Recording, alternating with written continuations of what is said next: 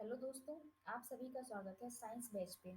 आज का हमारा टॉपिक है वाटर एक्वेरियम इट्स मेंटेनेंस। आज हम जानेंगे कि वाटर एक्वेरियम क्या होता है और इसका मेंटेनेंस कैसे किया जाता है एवं इससे रिलेटेड सारे डाउट्स को क्लियर करेंगे। तो आइए इसकी हिस्ट्री जान लेते हैं। Aquarium tradition started thousand of year from China. सबसे पहले हजारों वर्ष पूर्व चाइना में एक्वेरियम का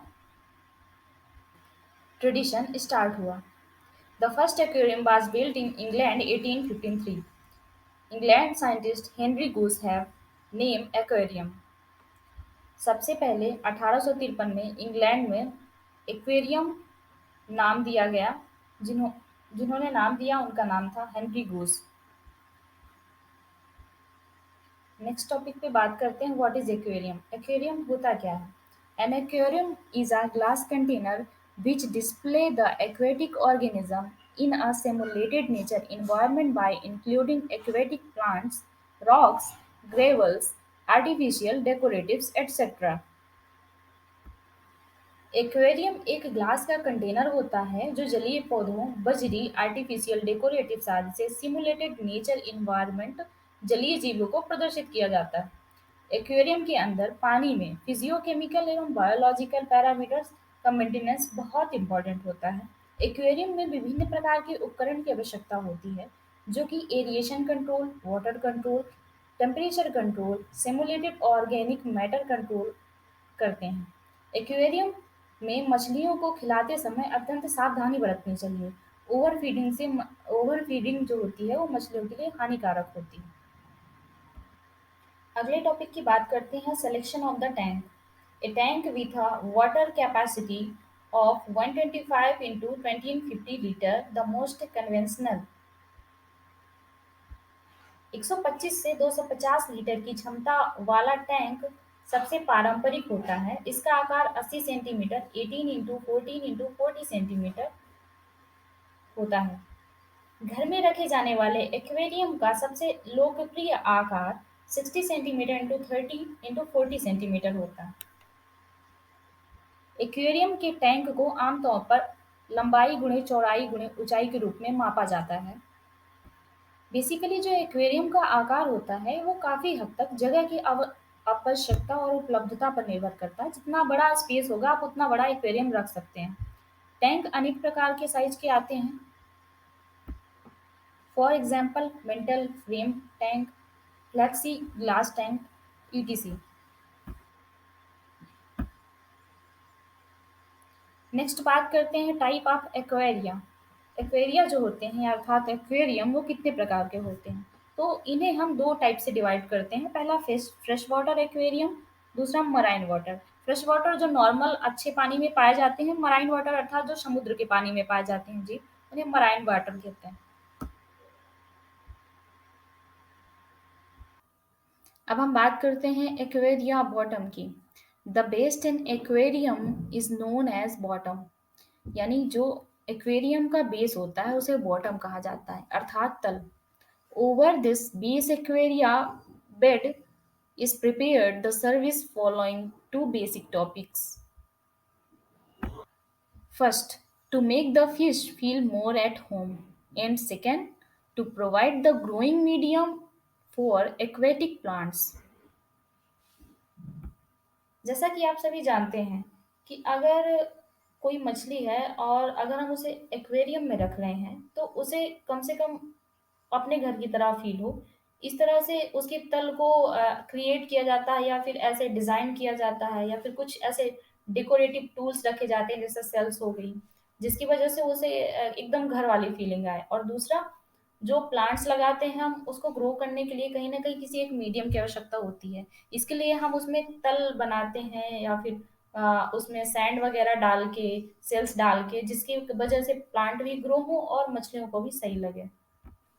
अब एक्वेरियम के लिए भी कुछ स्पेशल प्लांट्स होते हैं जो कि नॉर्मल ग्रो करते हैं और एक्वेरियम की दृष्टि से काफ़ी महत्वपूर्ण भी होते हैं। जैसे कुछ रूटेड प्लांट होते हैं, कटिंग प्लांट होते हैं और फ्लोटिंग प्लांट होते हैं। हम इन्हें तीन टाइप से डिवाइड करके पढ़ सकते हैं। कुछ प्लांट्स के नाम है जैसे बेलिसिनेरिया हो गया, सैगिटोरिया हो गया, इकाइनोडोरस हो गया, ये एक बेसिकली तलवार जैसे इसके प्लांट्स होते हैं या फिर पत्तियाँ होती हैं। एक हाइग्रोफिला हो गया।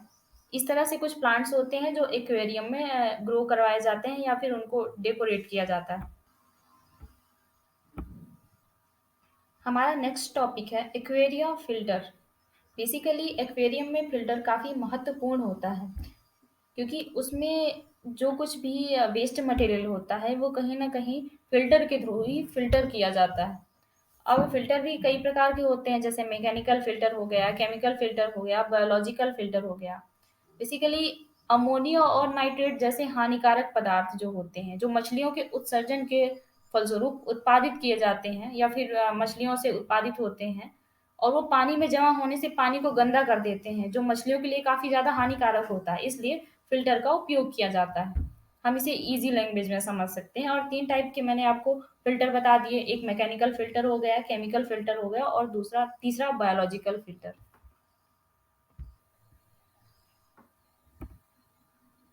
हमारा नेक्स्ट पॉइंट है डेकोरेटिव्स।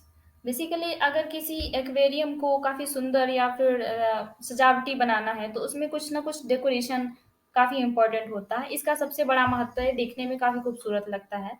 तो अगर उसकी सुंदरता बना के रखनी है तो इसके लिए कुछ बजरी, कुछ कंकड़ पत्थर होते हैं, कुछ कृत्रिम पौधे होते हैं, कुछ खिलौने होते हैं, इनका उपयोग किया जाता है जिसके कारण थोड़ा-सा हमारा जो एक्वेरियम है वो अच्छा लगे और मछलियों को भी सही लगे। इसमें सबसे पहले टैंक की तली पर बजरी की परत बिछाई जाती है। नदी एवं समुद्र के किनारे सफ़ेद और रंगीन बजरी का प्रयोग किया जाता है। उन्हें लाके पहले सबसे पहले धुल लिया जाता है, उसके बाद फिर टैंक में डाल दिया जाता है। बजरी के अलावा इसमें पत्थरों का उपयोग किया जाता है। कुछ छोटे रंग-बिरंगे पत्थर होते हैं, जो देखने में काफ़ी खूबसूरत लगते हैं, जिन्हें तली पे रखा जाता है। और इन्हीं पत्थरों को जोड़कर विभिन्न प्रकार की आकृतियाँ बनाकर जलशाला को सुंदर बनाया जा सकता है। आजकल बाजार में कृत्रिम सजावटी सामान भी उपलब्ध हैं, जो कि विभिन्न रूप से आकृतियों में विशेष रूप से एक्वेरियम के लिए बनाए जाते हैं। तो इस तरह से अपने एक्वेरियम को अट्रैक्टिव दिखाने के लिए डेकोरेटिव्स का उपयोग किया जाता है। हमारा नेक्स्ट टॉपिक है फिश ऑफ चॉइस। हमारा जो एक्वेरियम है, उसमें किस टाइप की फ़िश रखी जानी चाहिए या फिर कुछ इम्पोर्टेंट फ़िश होती हैं या फिर जो काफ़ी खूबसूरत होती हैं, उन फ़िशेज़ को मोस्टली रखा जाता है एक्वेरियम में। इसमें से मैंने 11 फ़िशेज़ के नाम रखे हैं। पॉपुलर फ़िश हैं ये जो एक्वेरियम में रखी जाती हैं। जैसे कि एक पॉपुलर फ़िश है साइप्रस स्कॉर्पियो, बेट्टा स्प्लेंडेंस, बारबस टेट्राज़ोना, बेटिया डार्डियो, इस टाइप की बहुत सारी फ़िशेज़ होती हैं जो कि एक्वेरियम में काफ़ी खूबसूरत रहती हैं और इनके लिए इनका अ, उपयोग किया जाता है। आगे हम बात करते हैं लाइट एंड हीटिंग की। बेसिकली एक्वेरियम के अंदर हमें लाइट और हीटिंग की काफ़ी आवश्यकता पड़ती है, क्योंकि जो नॉर्मल टेम्परेचर है उस पे मछलियाँ कुछ मछलियाँ ज़िंदा रहती हैं, कुछ मछलियाँ कभी-कभी मर जाती हैं या फिर उन्हें कुछ प्रॉब्लम होने लगती है। तो उनके हिसाब से टेम्परेचर को मेंटेन करने के लिए एक हीटर का यूज़ किया जाता है। ऐसा कि जैसा कि मैंने यहाँ पे एक इमेज दिखाया हुआ है आपको, तो इसे एक्वेरियम में लगाया जाता है जो कि इसे प्रॉपर टेम्परेचर आप हम कंट्रोल कर सकते हैं और उन्हें अच्छा एनवायरनमेंट दे सकते हैं। इसी तरह लाइट के लिए ट्यूबलाइट्स का ही उपयोग किया जाता है, जिससे उन्हें लाइट्स मिलती रहे। यूजुअली हम एक्वेरियम को धूप में नहीं रख सकते। अगर हम काफ़ी ज़्यादा धूप में या फिर सन पे रख देते हैं, तो उसमें जो हमने एल्गी लगाई हुई है या फिर कुछ प्लांट्स लगाए हुए हैं, वो काफ़ी तेज़ी से ग्रो करने लगते हैं, जो कि एक्वेरियम के लिए यूजुअली सही नहीं होता। तो इसके लिए हम ट्यूबलाइट्स का यूज़ करते हैं, जिससे उन्हें थोड़ा-सा प्रकाश मिलता रहे और नॉर्मल टेम्परेचर में उनका जीवन चले या जीवित रह सके। आइए अगले टॉपिक की बात करते हैं जो है food and feeding of aquarium fishes. Basically food और फीडिंग जो एक्वेरियम के अंदर मछलियों को जिंदा रखने के लिए काफ़ी ज़्यादा इम्पोर्टेंट होता है। पहली बात तो ये है कि डिफरेंट डिफरेंट टाइप की स्पेसीज की जो फिशेस होती हैं वो अलग अलग टाइप का फूड एंड फीडिंग करती हैं। तो ज़रूरी नहीं है कि सारी फिशेस एक जैसे ही खाना खाएं या फिर एक ही मात्रा में खाना खाएं। कुछ फूड अलग-अलग टाइप से ग्रहण करती हैं। तो हम यहाँ पे ये करते हैं कि कभी-कभी ज़्यादा हो जाता है कि फूड देने पे या फिर ज़रूरत से ज़्यादा ओवर फीडिंग कर देते हैं, जिसकी वजह से वो पानी को भी खराब करती हैं और मछलियों में काफ़ी ज़्यादा हानिकारक होती है ये चीज़ें। तो हमें एक नॉर्मल बेस पे उन्हें फूड और फीडिंग प्रोवाइड करानी चाहिए। ये काफ़ी इम्पोर्टेंट होता है एक्वेरियम की मछलियों के लिए। ज़्यादातर ये देखा गया है कि मोस्ट ऑफ एक्वेरियम जो फिशेस होती हैं वो मांसाहारी होते हैं। उसके हिसाब से उन्हें डाइट प्रोवाइड करानी चाहिए। The most of aquarium fishes are carnivores and their diet should be reflect this. In most cases, lot of live foods will be required, but this depended upon the choices of species be kept synthetic. Aquaria food is available in market. Basically, aquaria food market पे available होते हैं। Over feeding should always will be avoid, और over feeding को हमेशा avoid करना चाहिए। Next topic की बात करते हैं important precautions for maintenance of aquaria, अर्थात एक्वेरिया का मेंटेनेंस और उसका प्रिकॉशंस किस प्रकार किया जाना चाहिए, इसके बारे में कुछ पॉइंट्स दिए हुए हैं। जिसका पहला पॉइंट है, the aquarium should not be left uncared for a long time. हमें लंबे समय तक एक्वेरियम को ऐसे ही नहीं छोड़ना चाहिए, उसकी केयर करते रहना चाहिए। दूसरा पॉइंट है, do not overfeed the aquarium fishes. हमारी जो एक्वेरियम की फिशेस हैं उनको ओवरफीड नहीं करवाना चाहिए, जैसा कि मैंने पहले आपको बताया है। तीसरा पॉइंट है, over crowding of fishes should always be avoided. हमें ओवर क्राउडिंग को अवॉइड करना चाहिए। चौथा पॉइंट है, for tropical fishes, a temperature of around 720 Fahrenheit and pH around 7 into 7.2 ideal. यानी कि जो उष्णकटिबंधीय फिशेस हैं उनका टेम्परेचर 720 फ़ारेनहाइट और पीएच 7 से 7.2 तक आइडियल माना जाता है। नेक्स्ट पॉइंट है, इन changing the water of aquarium a constant flow should be maintain with help of tubes, अर्थात पानी को बदलने के लिए, एक्वेरियम के पानी को बदलने के लिए नालियों की मदद से एक निरंतर प्रवाह बनाए रखना चाहिए। The next point is aerator should also be frequently operated.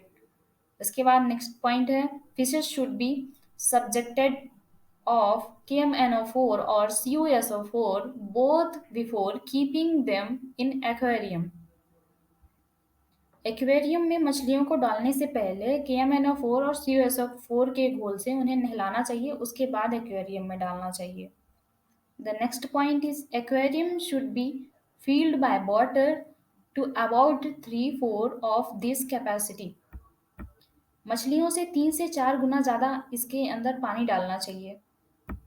The next point is, one type of food should not be used.